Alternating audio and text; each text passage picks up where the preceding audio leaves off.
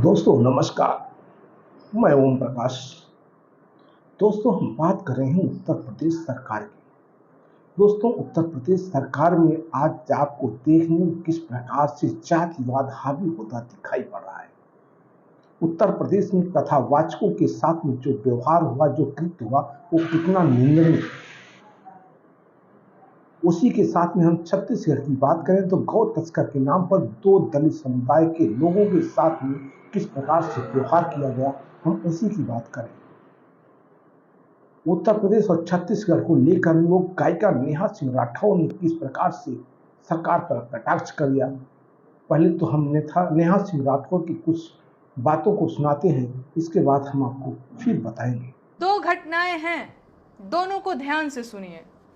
उत्तर प्रदेश के इटावा जिले में यादव समाज के एक व्यक्ति को कथा सुनाने के अपराध में बेइज्जत किया गया और उसका सिर मुड़ दिया गया।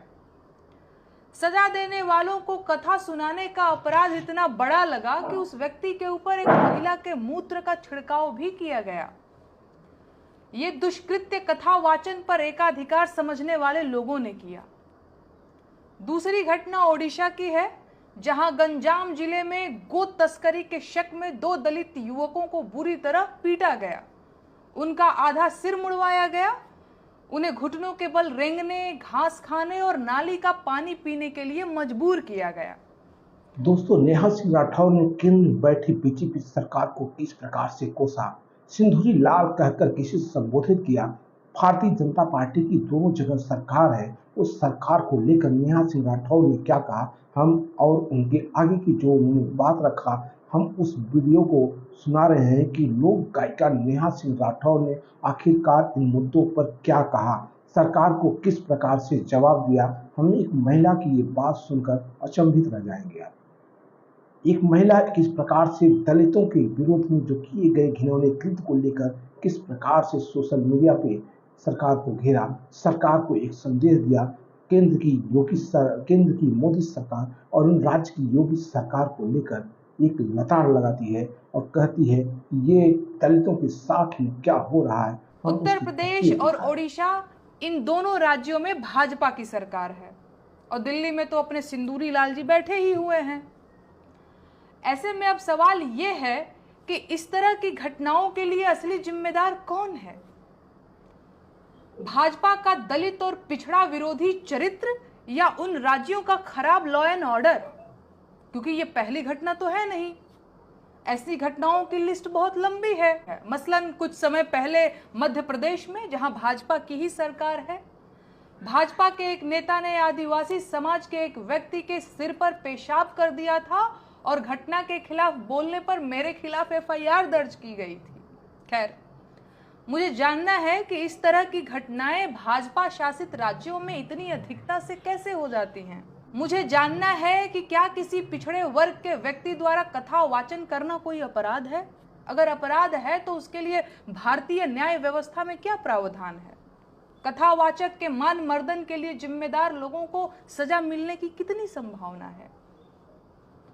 पहलगाम आतंकी हमला देश में हुआ पहला आतंकी हमला नहीं था। देश लंबे समय से आतंकवाद से लड़ रहा है और हमने अपने हजारों नागरिक आतंकी हमलों में खोए हैं।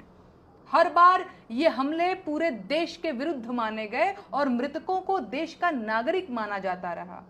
पर भाजपा सरकार की कृपा से ऐसा पहली बार हुआ कि जब पूरे देश ने मृतकों की सूची में हिंदू और मुसलमान नाम छांटे, माहौल बनाया गया कि आतंकियों ने धर्म पूछकर मारा। एक पूरे समाज को आतंकवादी और उनका साथी बताने की कोशिश की गई, जबकि सच ये है कि सरकार अभी तक हमलावरों को पकड़ना तो दूर, उनकी सही पहचान तक नहीं जुटा पाई है। और अब खबर आ रही है कि सरकार ने पहलगाम हमले के लिए जिम्मेदार आतंकियों के गलत स्केच जारी किए थे। अब सवाल यह है कि जिस गलत जानकारी के आधार पर देश की एक बड़ी आबादी को अपमानित किया गया, उसकी जिम्मेदारी कौन लेगा? और जो कष्ट पहुंचा है उसकी भरपाई कैसे होगी? एक सबसे जरूरी सवाल यह है कि आखिर भारतीय जनता पार्टी किन लोगों की पार्टी है? सरकार चलाने वाले लोग कौन लोग हैं? ये लोग दलितों को अपमानित करते हैं, पिछड़ों को अपमानित करते हैं, महिलाओं को अपमानित करते हैं, अल्पसंख्यकों को प्रताड़ित और अपमानित करते हुए उनकी वफादारी पर सवाल उठाते हैं। आखिर ये कौन लोग हैं? ये किस हक से ऐसा करते हैं? और ये किन लोगों की पार्टी है? क्या ये कहना गलत होगा कि भारतीय जनता पार्टी दरअसल देश के बहुसंख्यक सवर्ण समाज के पुरुषों के वर्चस्व वाली पार्टी है? सच ये है कि भाजपा में मौजूद बाकी समाजों के प्रतिनिधि दरअसल प्रतिनिधि नहीं, कठपुतलियां हैं, जो अपने समाज का हित करने का ढोंग करते हैं और उन्हें बरगलाते हैं। और अगर ऐसा नहीं है तो ऐसी घटनाओं पर भाजपा में मौजूद इन कठपुतलियों ने अब तक कोई व्यापक आंदोलन क्यों नहीं किया? भाजपा का अल्पसंख्यक मोर्चा अल्पसंख्यकों के लिए क्या कर रहा है? सच ये है कि देश के लिए आतंकवाद से ज्यादा खतरनाक जातंकवाद है, क्योंकि इसे फैलाने में बहुत सारे लोग शामिल हैं जिन्हें सरकार का मूक समर्थन मिला हुआ है। एक बेहद अहम सवाल यह भी है कि गाय के नाम पर जिस तरह से देश भर में लिंचिंग की गई, उससे गोपालन को बढ़ावा मिलेगा या लोग हतोत्साहित होंगे?